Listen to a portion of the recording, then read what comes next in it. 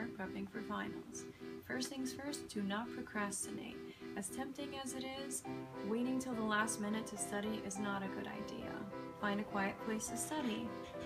You may be living on campus and your roommate's kind of loud and you can't study in your room. What you can do is go to a lounge in the dorm, or you can even go to the laundry room. You can go to the library where they have quiet rooms. You can go to the Starbucks. There's a bunch of places on campus where you can study with a partner. Find someone in your class who gets good grades and let them know that you're interested in studying. Once you make that connection, then you can find out, maybe they have some notes that you missed if you were looking at your phone, or if you lost track of what the professor was talking about. Start a study group. If you connect with people in your class, or even people taking the same course, you will be able to feed off of each other's energy, become excited about it, and you will be able to cover material that you may have not realized was crucial. Make sure you get enough sleep.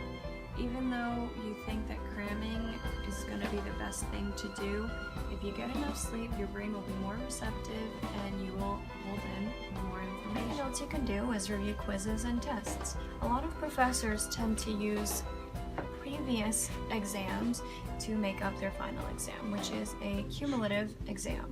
So what you can do, review some of those things, see what you got wrong, and work on them. You can also go to tutoring. There's tutoring in the CAS building on the first floor. There is tutoring in the EO Learning Center, and there is also access tutoring in the dorms. Create study cards.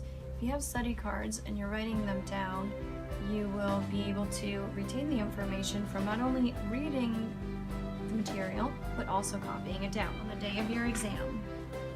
Arrive early, make sure you're comfortable, make sure you have your pens and pencils and all the materials that you need. Use the bathroom beforehand. You don't want to be cramping up and, trying to punch your gut because you have to use the bathroom during an exam. Wear comfortable clothing because you may be there for a while. Bring a water bottle or cough drops or tissues, anything you may possibly need during your final, during this span of time. Also, have confidence in yourself. If you have spent time studying hard, you're going to be okay.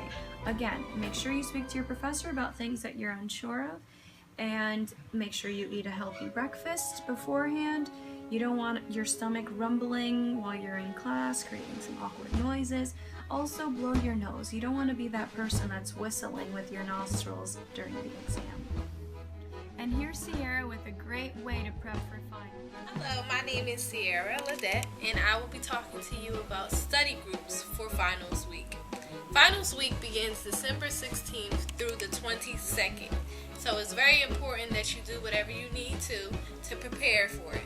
No one really gets too excited about finals coming up, besides the fact that classes are almost over. It's really one of the most stressful times of your semester ever. And what I have learned is that studying on your own can be pretty stressful as well. It can add a lot of pressure on you, especially if you feel that you're underprepared or you don't know where to begin. So one thing that's good is that when you start a study group, you're not alone, and that maybe something that you've struggled with, they've mastered, and vice versa. It's important that you find the perfect people to form this study group, not just your best friends or those who make you laugh. Although having a study group can make it more enjoyable and more fun, it's important that you choose those that will push you and motivate you, those who will not let you quit, and those who will not allow you to slack off, because your final can determine your final grade. If you've been doing pretty okay and you need to boost up, the final is a big percentage, and so you need to take it lightly. You need not to take it lightly. It's actually more than any other test that you have taken in your class. Papers, homework assignments, and even class participation. Not only is it important to find the perfect people, but it's also important that you find the perfect place.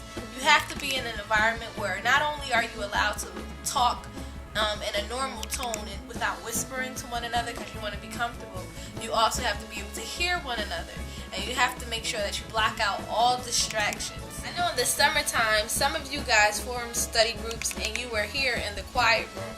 But there's also great places in the library where you can check in your ID, receive a key, and go to the third floor, I believe it is, and actually have a room all to yourself. On the third floor, it's typically the studying area, where it's typically quiet there.